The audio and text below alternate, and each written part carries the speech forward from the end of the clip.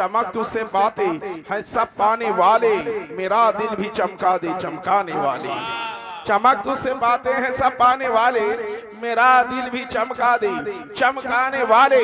और तो जिंदा है वल्लाह, तो जिंदा है वल्लाह, मेरे चश्मे आलम से छुप जाने वाले। तो जिंदा है वल्लाह, तो जिंदा है वल्लाह, मेरे चश्मे आलम से छुप जाने वाले। आप जरा सोचें कि सरकारे आला हजरत ने ये दिल चमकाने की बात नबी की बारगाह में क्यों पेश किया, क्यों अरीजा पेश किया है। दुनिया तो लगी है चेहरा चमकाने के लिए, लेकिन अल्लाह के वली को देखें कि वो अर्ज कर रहा है मेरे नबी की बारगाह में, या रसूल अल्लाह चमक तुझसे बातें हैं सब पाने वाले, मेरा दिल भी चमका दे चमकाने वाले। ये दिल चमकाने की बात क्या है? आप ये जान ले कि दिल का चमकाना, जब बंदा मोमिन गुनाह करता है तो उसके दिल के ऊपर स्याही का एक नुक्ता लग जाता है, फिर वो गुनाह करता है तो और वो नुक्ता बढ़ जाता है, फिर वो गुनाह करता है तो वो नुक्ता बढ़ता जा रहा है। हद ये है कि उसके दिल पर एक खोल सा स्याही का चढ़ जाता है, फिर उसके ऊपर कोई अच्छी बात असर नहीं करती है। आप जाने सरा आला हज़रत अलैहि रहमा ये सबक दे रहे हैं, ये दर्स दे रहे हैं, ये पैगाम दे रहे हैं कि दिल को चमकाने की बात किया जाए। जब बंदा मोमिन जिक्रुल्लाह करके अपने दिल को जो है चमकाता है, जब जिक्र करता है, जिक्रुल्लाह किया करता है तो उसके दिल की स्याही छटना शुरू हो जाती है। वो जिक्र करता जाता है, दिल की स्याही दूर होती जाती है। जब वो जिक्र करता जाता है तो दिल की स्याही दूर होती जाती। हद ये है कि उसका दिल साफ और सुथरा हो जाता है, चमकदार हो जाता है। जब इस पर वो कायम रहता है तो उसका दिल भी अल्लाह अल्लाह करने लगता। वाह वाह वाह वाह वाह, माशाअल्लाह, सुभान अल्लाह, या रसूल अल्लाह, या रसूल अल्लाह, जिंदाबाद। यही है कि अहले सुन्नत वल जमात के उलमा है और तमाम अहले सुन्नत वल जमात के लोग हैं जो ये कहते हैं कि हम चेहरा देख के पहचान लेते हैं। क्या पहचान लेते हैं चेहरा देख के? कि क्या पहचान दे? कहा चेहरा देख के हम समझ लेते हैं। मैंने कहा हाफिज मुदस्सिर क्या समझ लेते हो चेहरा देख के? कहा समझ लेते हैं जैसे लिफाफा देख के हम समझ लेते हैं, वैसे ही चेहरा देख के भी हम समझ ले रहे। मैंने कहा बाबू क्या समझ लेते हैं? कहा कि जब उसके चेहरे को देखते हैं तो ये हम देख लेते कि इसके चेहरे पर कैसा चेहरा है। मैंने कहा क्या मतलब है? कि उसके चेहरे के ऊपर, उसके माथे के ऊपर लिखा होता है कि ये सलाम से भागने वाला है, ये मिलाद से भागने वाला है, ये नबी की मिलाद को जो है शिर्क और बिदअत कहने वाला है। याद रखें जब नबी की शान में तौहीन करते करते उसका दिल स्याह हो जाता है तो वही स्याही उसके माथे के ऊपर आ जाती है, जिसको देख के पहचान लिया जाता है कि ये नबी का गुस्ताख है, नबी की शान में गुस्ताखी करने वाला है। याद रखो जब हमारा जैसा दिल होगा वैसे ही हमारा चेहरा भी हो जाएगा। हम जिक्रुल्लाह से अपने दिल को रोशन करें, जाकिर करें, ये हमारा दिल भी अल्लाह अल्लाह करने लगता। वाह वाह वाह वाह, सुभान अल्लाह, सुभान अल्लाह। अरे आला हज़रत अर्ज़ करते हैं या रसूल अल्लाह चमक तुझसे बातें हैं सब पाने वाली, मेरा दिल भी चमका दे चमकाने वाली। तू जिंदा है वल्लाह, तू जिंदा है वल्लाह, मेरे चश्मे आलम से छुप जाने। आप देखें जरा, अभी आप देखें, अभी जो है करबला वालों के ताल्लुक से अशार सुन रहे थे। हाफिज मुदस्सिर ने भी पढ़ा होगा और भी दूसरे शोरा ने भी पढ़ा होगा। मैं आप देखें जरा कि जिक्र इमाम हुसैन हुआ, इमाम हुसैन का तस्करा हुआ, इमाम हुसैन की बातें हैं, इमाम हुसैन का चर्चा हुआ। मैं पूछना ये चाहता हूँ जिस हुसैन की हम याद मनाते हैं, चाहे वो मुहर्रम हो, चाहे सफर हो, चाहे वो साल का कोई भी महफिल हो, जब तक जिक्र इमाम हुसैन नहीं होता है, जब तक जिक्र करबला नहीं होता है तो आशिकों को चैन नहीं मिलता है। मैं पूछना ये चाहता हूँ कि जिस हुसैन का हम जिक्र हर महीने किया करते हैं, उस हुसैन का चेहरा कैसा था, उस हुसैन की पेशानी कैसी थी, उस हुसैन का रुखसार कैसा था? आइए पहले ये देख लिया जाए कि इमाम हुसैन के चेहरे का जिक्र करने वाला कौन है। ये कौन है जो इमाम हुसैन का जिक्र, चेहरे का जिक्र कर रहा है? पहले उसके मकाम को देखा जाए, उसके मनसब को देखा जाए, उसके मामलात को देखा जाए। आप सोचो जरा ये किसने लिखा है? अल्लामा अब्दुर रहमान रहमान जामी नक्शबंदी रहमतुल्लाह अलैहि, अल्लामा अब्दुल रहमान जामी नक्शबंदी अलैहि रहमा है, जो इमाम हुसैन के चेहरे के ताल्लुक से लिखा है। पहले देखा जाए कि अल्लामा का मकाम क्या था, अल्लामा अब्दुल रहमान जामी अलैहि रहमा का मनसब क्या था। फाने फिर रसूल के मनसब पर फाए थे, इनकी हर अता सुन्नत मुस्तफा थी। आओ जरा देखा, अल्लामा अब्दुल रहमान जामी नक्शबंदी रहमतुल्लाह अलैहि ये शायर भी थे, अपना कलाम लिखा और एक कलाम लिख के रख लिया कि जब हम नबी की बारगाह में हाजिरी देने जाएंगे, रोज़े रसूल पर हाजिर होंगे, सरकार सल्लल्लाहु ताला अलैहि वसल्लम के दरबार में जब हाजिर होंगे तो ये अपना कलाम हम पेश कर देंगे। अल्लामा अब्दुल रहमान जामी नक्शबंदी रहमतुल्लाह अलैहि रसूलुल्लाह सल्लल्लाहु ताला अलैहि वसल्लम की बारगाह में जब हाजिरी देने जा रहे हैं, हज बैतुल्लाह के लिए गए हैं, हज के अरकान को अदा किया है। जब एक आशिक, एक दीवाना हज कर लेता है तो वो नबी की बारगाह में हाजिरी देता है। हज के अरकान को अदा कर लिया है, अब नबी की बारगाह में हाजिरी देना है। याद करो वो दिन जब सरकार आला हज़रत ने हज किया था और हज के अरकान को अदा किया था। जिन लोगों ने हज के अरकान को अदा किया था, आला हज़रत ने उन्हें मुखातिब करके इरशाद फरमाया था कि हाजियों आओ शहंशाह का रौज़ा देखा, हाजियों आओ शहंशाह का रौज़ा देखा, काबा तो देख चुके, काबे का काबा देखा। नारे तकबीर, यार मोहब्बत से नारे का जवाब दे। नारे तकबीर, नारे रिसालत, मसलके आला हजरत हुजूर सैयद अंसार मियां साहब किबला, नारे तकबीर, नारे रिसालत, जिंदाबाद जिंदाबाद। आला हज़रत सरकार अर्ज़ करते हैं, या रसूल अल्लाह, चमक तुझसे बात, या रसूल अल्लाह, हाजियों आओ, हाजियों आओ शहंशाह का रौज़ा देखा, हाजियों आओ शहंशाह का रौज़ा देखा, काबा तो देख चुके, काबे का काबा देखा और गौर से सुनता रहा, काबे से आती है सदा, मेरी आंखों से मेरे प्यारे का रौज़ा देखा, शहंशाह का रौज़ा देखा, काबा तो देख चुके, काबे का काबा देखा, गौर से सुन तो रसा, काबे से आती है सदा, मेरी आंखों से मेरे प्यारे का रौज़ा देखा।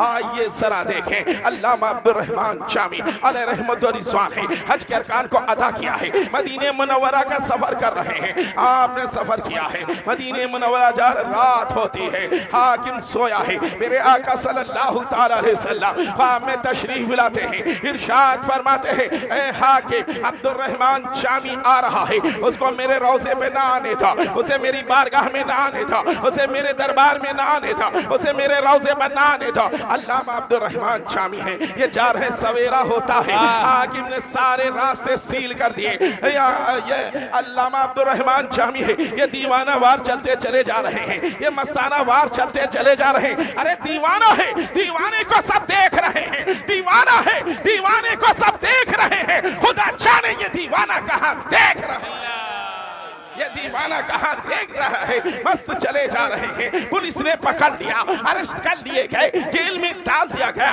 दिन गुजरती है, रात आती है, हाकिम ख्वाब में तशरीफ ला, हाकिम के ख्वाब में मेरे आका सल्लल्लाहु ताला अलैहि वसल्लम तशरीफ लाते हैं। मेरे आका ने इरशाद फरमाया, ए हाकिम अब्दुल रहमान को जेल में डाल दिया है। अर्ज किया, या रसूल अल्लाह, मैंने अपनी तरफ से कुछ नहीं किया, मेरे आका मैंने अपनी तरफ से कुछ नहीं किया। सरकार सल्लल्लाहु ताला अलैहि वसल्लम इरशाद फरमाते हैं, ए हाकिम अब्दुल रहमान कोई मुजरिम नहीं है, अब्दुल रहमान कोई कातिल नहीं है, अब्दुल रहमान एक नात लिख के ला रहा है, वो आकर मेरे रोज़े पर पढ़ देगा तो मुझे कब्र अनवर से बाहर निकलना पड़ेगा मुसाफा करने के लिए। आला हज़रत की नज़र जब इसी रिवाज पर ठहरती है तो आला हज़रत झूम जाते हैं और पुकार उठते हैं, या रसूल अल्लाह, तू जिंदा है वल्लाह, तू जिंदा है वल्लाह, मेरे चश्मे आलम से छुप जाना। हाय हाय हाय, जिंदाबाद, अल्लाह अकबर, या रसूल अल्लाह, जिंदाबाद, अल्लाह जिंदाबाद। ये अल्लामा अब्दुल रहमान जामी नक्शबंदी अलैहि रहमा है, जो मेरे हुसैन के चेहरे का जिक्र कर रहे हैं, हुसैन के रुखसार का जिक्र कर रहे हैं, हुसैन की पेशानी का जिक्र कर रहे हैं। आइए जरा देखें, इमाम हुसैन का चेहरा इन्होंने तहरीर किया है। लिखते क्या है, तहरीर कर रहे हैं कि हुसैन का चेहरा बड़ा चमकदार था, बड़ा रोशन था, बड़ा नूर वाला था। इतना था, तहरीर कर रहे हैं, लिख रहे हैं कि इतना रोशन चेहरा था, इतना चमकदार चेहरा, इतना नूरानी चेहरा था कि हुसैन जिस अंधेरे मकान में तशरीफ ले जाते वो घर रोशन हो जाता, वो चमकदार हो जाता, वो नूर वाला हो जाता। आला हज़रत सरकार की नजर जब इस रिवाज पर ठहरती है तो आला हज़रत झूम जाते हैं और पुकार उठते हैं, या रसूल अल्लाह, तेरी नस्ल पाक में है बच्चा बच्चा नूर का, तेरी नस्ल पाक में है बच्चा बच्चा नूर का, तू है इन्हें नूर, तेरा सब घराना। वाह वाह, नारे तकबीर, नारे रिसालत, मसलके आला हजरत हुजूर सैयद अंसार मियां साहब किबला, नारे तकबीर, नारे रिसालत, बहुत उम्दा माशाअल्लाह। आप जरा देखें, आला हज़रत सरकार झूम जाते हैं जब देखा इमाम हुसैन का चेहरा ऐसा रोशन था, इमाम हुसैन के रुखसार ऐसे रोशन थे, पेशानी ऐसी रोशन थी, इतना नूरानी चेहरा था, इतना चेहरा रोशन था, तो आला हज़रत झूम पड़े अब पुकार उठते हैं, या रसूल अल्लाह, तेरी नस्ल पाक में है बच्चा बच्चा नूर का, तेरी नस्ल पाक में है बच्चा बच्चा नूर का, तू है इन्हें नूर, तेरा सब घराना नूर का, तू है इन्हें नूर, तेरा सब घराना नूर का।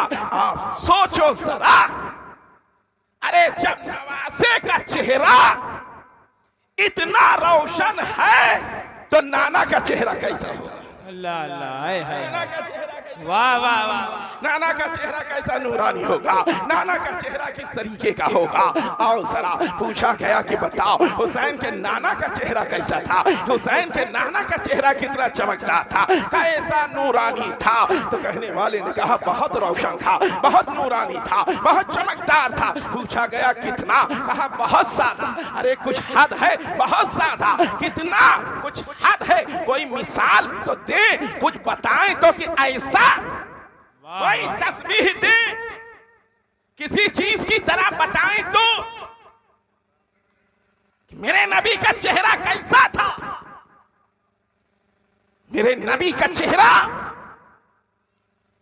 अरे जब नवासे का चेहरा इतना रोशन है, क्या अंधेरे मकान में तशरीफ ले जा रहे हैं, घर रोशन हुआ जा रहा है, चमकदार हुआ जा रहा, नूरानी हुआ जा रहा। अरे जब नवासे का चेहरा ऐसा है तो नाना का माशाअल्लाह, नाना का चेहरा कैसा होगा? आशिक ने कहा कि मेरे नबी का चेहरा बड़ा रोशन था। कहा कितना? कहा बहुत सादा। कहा कितना? कहा बहुत सादा। कहा कुछ हद है? कोई मिसाल, किसी चीज से तस्बीह दे। तो उसने कहा मेरे नबी का चेहरा ऐसा रोशन था जैसे 14वीं का चांद रोशन होता, जैसे 14वीं का चांद रोशन होता है ऐसे नबी का चेहरा था। एक आशिक ने इतराज कर दिया कि तुमने नबी के चेहरे को चांद से मिसाल दिया है, चांद से तस्बीह दी है। उस आशिक रसूल ने पुकार कर कहा कि चांद से तस्बीह देना ये भी कोई इंसाफ है, चांद से तस्बीह देना ये भी कोई इंसाफ है। चांद में तो दाग है, मेरे नबी का चेहरा साफ। जिंदाबाद जिंदाबाद, तस्बीह देना ये भी कोई इंसाफ है, चांद में तो दाग है, मेरे नबी का चेहरा। सोचो जरा, मेरे आका सल्लल्लाहु ताला अलैहि वसल्लम चेहरे अनवर मेरे आका के बारे में जरा देखो।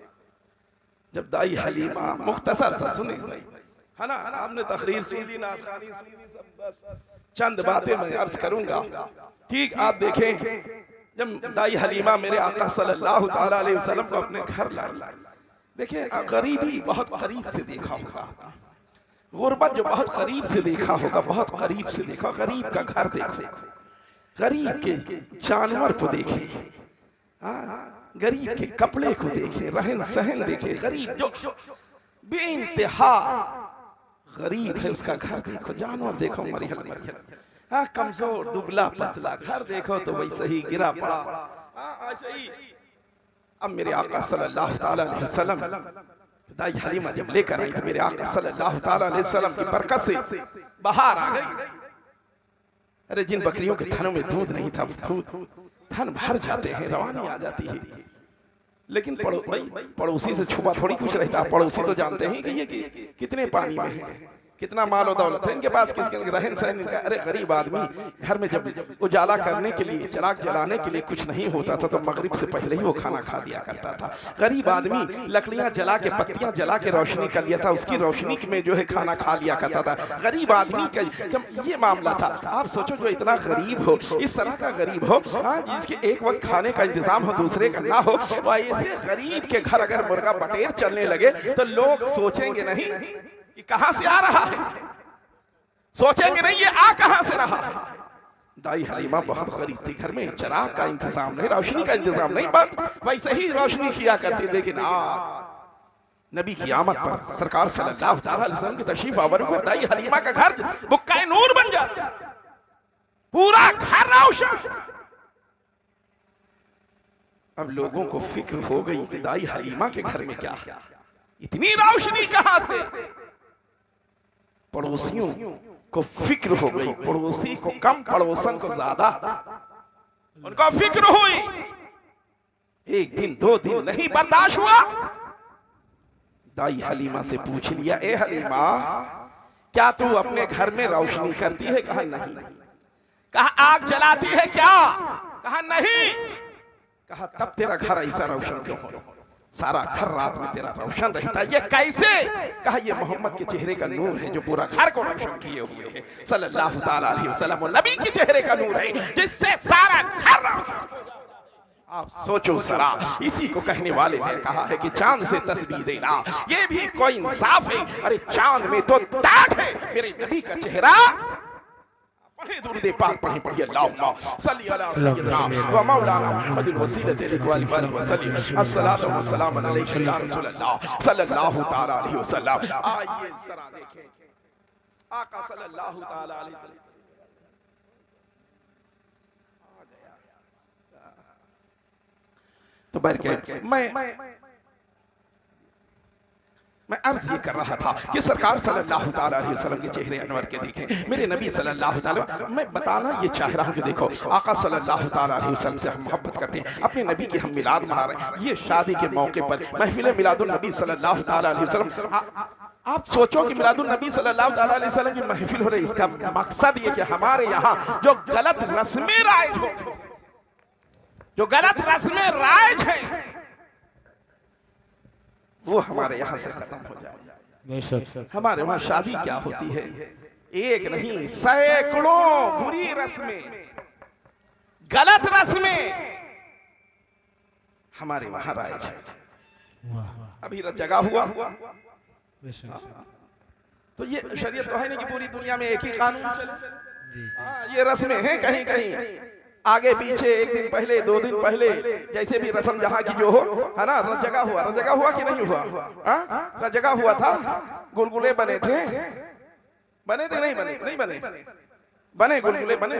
हाँ बिल्कुल, हम तो नाश्ते में हमें गुलगुला मिला, इसका मतलब बना था, है ना। बनता है शादियों में, है ना।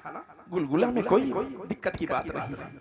हाँ गुलगुले में नहीं दिक्कत की बात है, वो तरीका दिक्कत वाला है, जो तरीका है। आप सोचो जरा, सारी औरतें, तमाम औरतें, खानदान की औरतें, अरे शादियों का हाल तो ये होता था कि ढोलक, हाँ 10 दिन पहले ही से बजने लगती थी, 2-3 गांव पहले ही से पता चल जाता था कि शादी है। वो जिनकी जो मेमोरी मजबूत होती थी, फुहड़ गाने गाया करते थे। हाँ बताओ, ये सब शादी हो रही है, उधर जो रिश्तेदार है, ये नातेदार है, इनकी मोहब्बत, हाँ इनकी बहुत मोहब्बत है कि हाँ अरे ये बहनों ही है, तो ये मामू है, तो ये खालू है, ये फुप्पा है, जो जिसका रिश्ता होता है उस तरीके से ये सब अपने हिसाब से बातें किया करते हैं और रस्में गलत कर। तो बोला 2 जोड़ा कपड़ा लाई, पूरे के महल्ले में पिपहिरी बजाते हुए घूम रही, नुमाइश हो रही है, पीछे पीछे घूम भी जा रही है। बताओ ये क्या है, रैली निकल रही है, रैली निकल रही है, ये क्या? ये बड़ी तमन्ना थी। अरे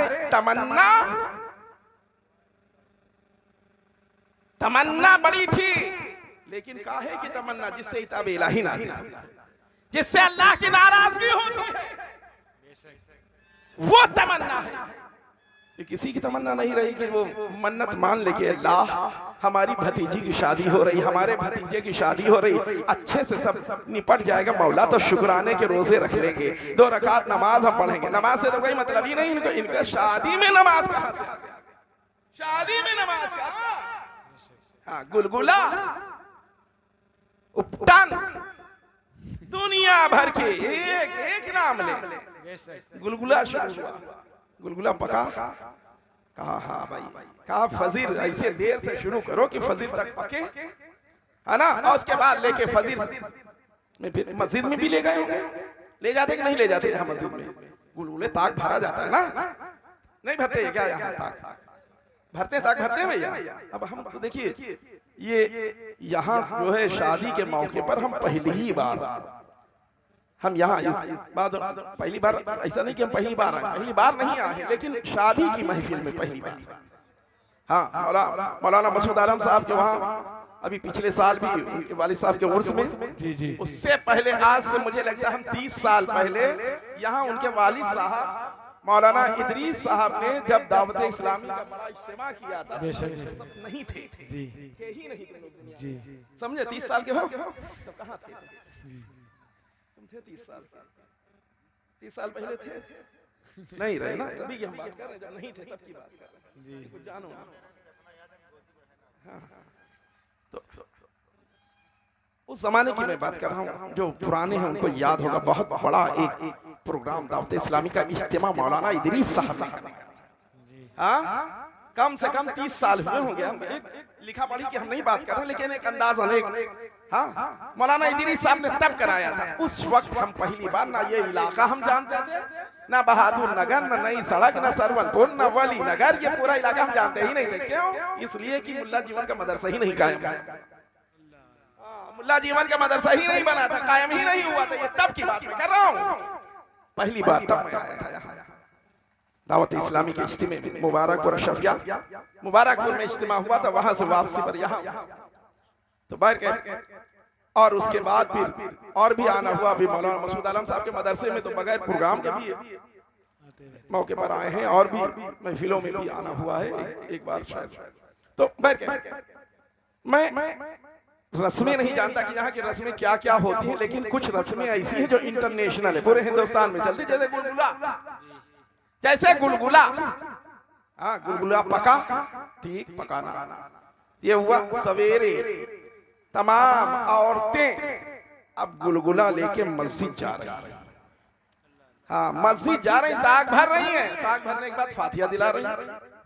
अरे भाई, गुलगुला बना के फातिहा दिलाना ही मकसद है कि मस्जिद में देना जरूरी है? मस्जिद में फातिहा होगी तभी पहुंचेगा बुजुर्गों को। अगर ये मान लिया जाए कि मस्जिद ही में फातिहा दिया जाए तब पहुंचेगा, तो 11वीं शरीफ की, 6ठी शरीफ की तमाम बुजुर्गों की फातिहा काहे नहीं मस्जिद में? इसका मतलब नहीं घर से करा रहे तब भी इसाले सवाब जो है, हाँ, सवाब पहुंच रहा है।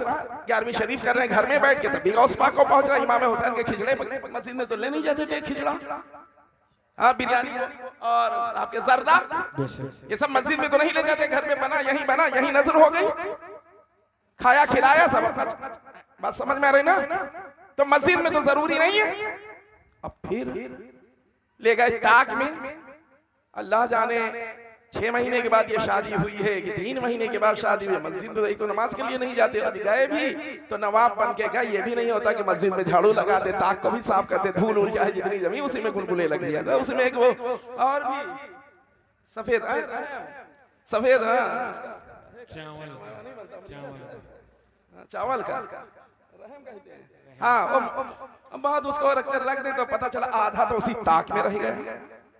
समझ लो, आधा ताक में रह गया। निकाल के अगर लोगों ने, नमाजियों ने खाया है तो वो पता चला कि आधा जो है धूल उसी के साथ चला आया, आधा धूल चलाया। अब मैं बताना ये चाह रहा हूं कि ये औरतें लेके जा रही, आदमी क्यों नहीं ले जाते, मर्द क्यों नहीं ले जाते मस्जिद में? मर्द क्यों नहीं ले जाते गुलगुला? अगर यही जरूरी है, एक तो यही जरूरी ही नहीं है, घर पे करा दें गुलगुला, पकाएं, बिल्कुल पकाएं, गुलगुले की मुखालफत नहीं है। यहाँ मामला ये कि औरतें मस्जिद में जा रही हैं, जबकि जब औरतों को मस्जिद में नमाज पढ़ना मना है, हज़रत उमर रज़ी अल्लाह अन्हु ने मना कर दिया कि घर में नमाज अदा करें, मस्जिद का सवाब उन्हें मिलेगा। जब औरतों को नमाज पढ़ने की पाबंदी मस्जिद में है, तो गुलगुला भरने की इजाजत कहां से मिलेगी? अल्लाह अल्लाह, हक है, माशाअल्लाह। कहां से इजाजत मिली है? ये गुलगुला बने, नजर नियाज बिल्कुल कतई होना चाहिए, बुजुर्गों की नजर होना चाहिए, फातिहा होना चाहिए मुर्दों की, ठीक है, लेकिन ये नहीं ठीक है।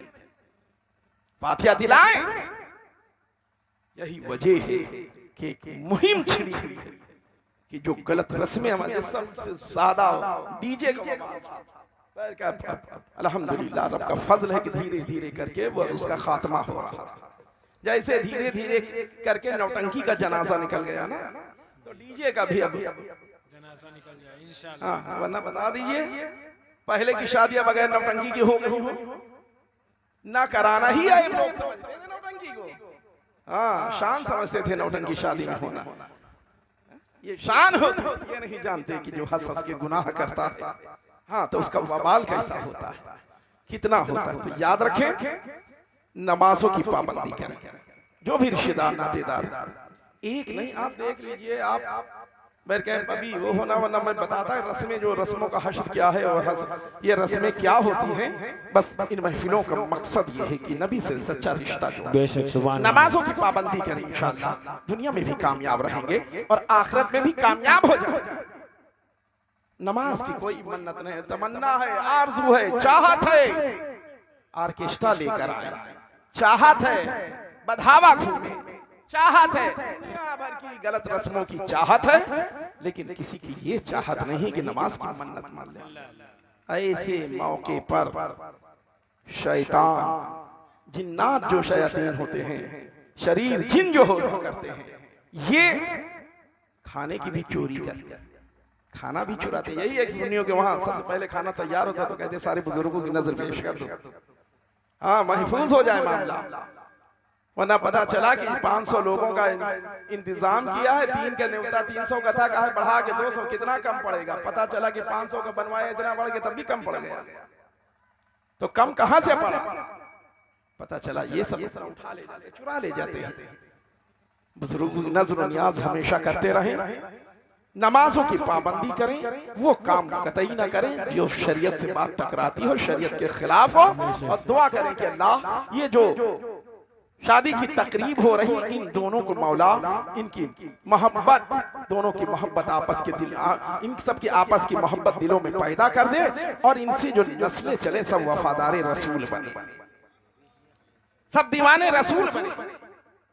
अल्लाह की बारगाह में दुआ है मौला हम सब का यहाँ इकट्ठा होना, बयान करना, समात करना मौला कबूल फरमा ले और इसी को जरिए निजात बना दे। एक खुशखबरी ये कि अल्हम्दुलिल्लाह आप दारुल उलूम अहले सुन्नत मुल्ला अहमद जीवन अमेठी लखनऊ को आप जान रहे हैं। मुल्ला अहमद जीवन में जहाँ आप बीना बच्चों का मदरसा चल रहा, आंख वाले बच्चों का मदरसा चल रहा, अल्हम्दुलिल्लाह वो वहीं नाबीना बच्चों का भी मदरसा शुरू हो गया, नाबीना बच्चे पढ़ रहे हैं अल्हम्दुलिल्लाह। अभी तक ऐलान हो रहा था कि खुलेगा, शुरू होगा, अल्हम्दुलिल्लाह इस साल से शुरू हो गया नाबीना बच्चों का।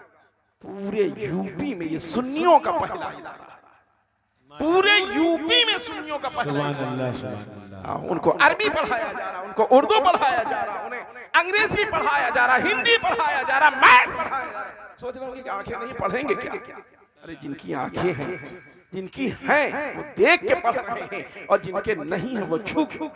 उनकी ज़बान पूरी दुनिया में एक है, जिसको ब्रेल कहा जाता है, पूरी दुनिया में अल्हम्दुलिल्लाह। और ख्वाजा साहब का उर्स बस जनवरी में, जो लोग ख्वाजा ख्वाजा ख्वाजा हिंदुस्तान ख्वाजा मोइनुद्दीन अजमेरी रहमतुल्लाह अलैह की बारगाह में उर्स में जाएं तो राब्ता कर लें और जाके अपने मदरसे में ठहरे। अल्लाह अल्लाह अल्लाह। अजमेर की धरती पर मुल्ला अहमद जीवन ने अपने जमाने में पढ़ाया है, और उनकी याद में एक मदरसा तामीर हो रहा, आधा मदरसा बन चुका है अल्हम्दुलिल्लाह। उसमें ठहरने का इंतजाम है, जाएं आप, किराया ना खर्च करें, पैसा ना खर्च करें, वहां जाएं अपने मदरसे में ठहरे, रहना फ्री, खाना फ्री, जियारत करें गरीब नवाज की बारगाह में। जी जी अल्हम्दुलिल्लाह। तो ये मुल्ला अहमद जीवन का कि अजमेर में भी एक मदरसा बन रहा है, अमेठी में आज से 15 साल पहले कायम हो चुका, जिसमें 125 बच्चे रहने वाले इस वक्त पढ़ रहे हैं, तालीम हासिल। मजीद ये इस साल से नाबीना बच्चे, कहीं भी आपके रिश्तेदार नातेदार कहीं भी बच्चे हो, उन लोगों को बताएं कि नाबीना बच्चों के लिए मुल्ला जीवन वालों ने इंतजाम किया है, बेहतरीन इंतजाम है बच्चों को पढ़ाने का। इसमें हमारा कमाल नहीं, आला हजरत की जबान से समझी तो कैसे आकाओं का हूं बंदा रसा, बोल बाले मेरे सरकारों के। ये फैजान मुल्ला अहमद जीवन है, फैजान मुल्ला अहमद जीवन वालों ने तय कर लिया कि इंशाअल्लाह जो बच्चे मजबूर हैं उनको उनके पैरों पर खड़े होने के लायक बनाया जाएगा इंशाअल्लाह।